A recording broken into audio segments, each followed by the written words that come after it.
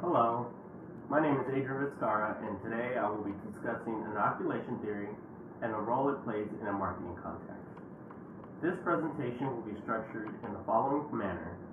First, I will provide you with an overview of inoculation theory, as well as brief history on the concept. Next, I will provide you with an explanation of the components needed for the inoculation process to be effective. And finally, I will explain how inoculation theory is used in a marketing context by providing you with some brief examples. Now, what is inoculation theory? Broadly defined, inoculation theory can be described as an approach to induce resistance to persuasion in an individual. Proposed by William McGuire in 1961, inoculation theory uses a biological analogy to describe an approach for conferring resistance to persuasive messages. Inoculation theory stems from the biological analogy where an individual is made resistant to an attacking virus by pre-exposure to a weakened dosage of the virus. A weakened dose stimulates the individual's defenses so they will be better equipped to overcome any massive viral attack to which they are later exposed to. But it is not so strong that the pre-exposure causes the disease. By exposing individuals to messages containing a weakened argument against an attitude they hold, it is possible to inoculate individuals against future attacks on the attitude. McGuire's inoculation theory assumes that pre-treatments intended to make truisms resistant to impending persuasive attacks will be effective as long as they overcome two core issues. 1.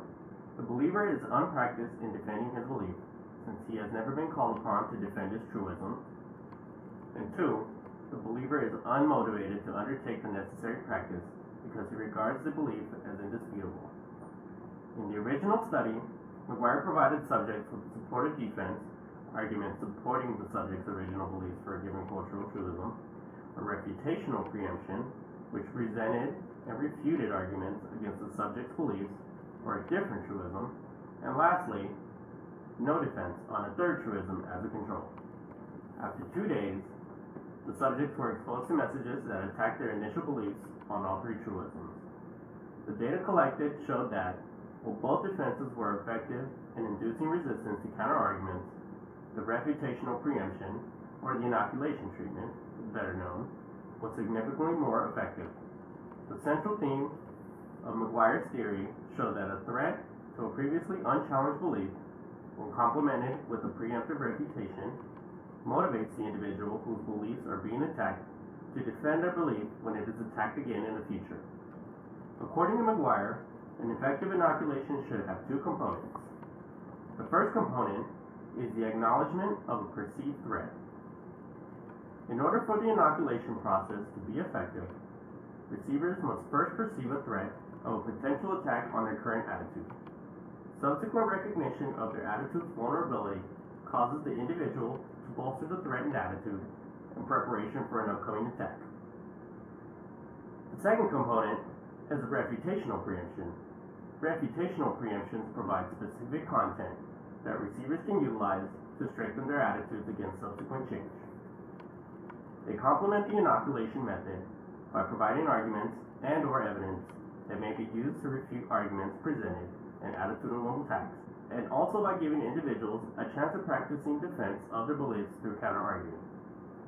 As is the case for medical inoculations, McGuire suggested that a delay was necessary between the inoculation treatment and the attack message in order to provide an individual time to generate arguments to defend their attitude. Attention must be given to the length of time delay between the inoculation treatment and the attack. If the time frame between the inoculation and the attack is too short, inoculation will not be effective. If it is too long, the intended effects of the inoculation will show signs of decay. Marketers seeking to change or reinforce desired consumer behaviors can use inoculation theory as a tool to design more effective marketing communications. For example, it may be effective to provide inoculative arguments to consumers with the goal of preventing them from switching to a competitor's product. When an organization becomes aware that a substitute product from a competing firm will enter the marketplace, the organization can convey messages to consumers aimed at warning them that a competitor will soon be trying to persuade them to switch, as well as providing them with reasons as to why they should still prefer their product over any competing product. Companies from Verizon to McDonald's frequently utilize inoculation theory in order to maintain customer loyalty by providing them counter-arguments to provide against competitive attacks. By effectively using inoculation theory, one can see why it is such a valuable tool not only in the marketing field, but also in many other areas where communication is key. Thank you for viewing my presentation.